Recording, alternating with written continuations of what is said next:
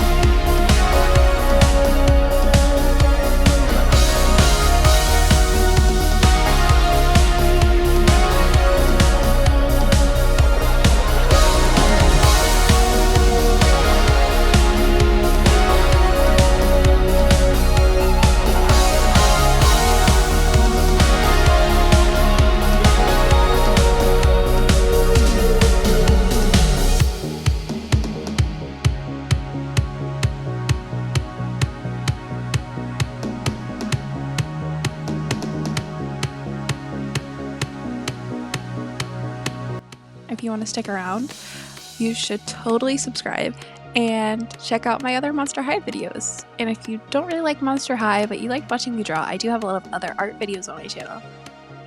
So thanks so much for watching. Bye! Say you love me, you just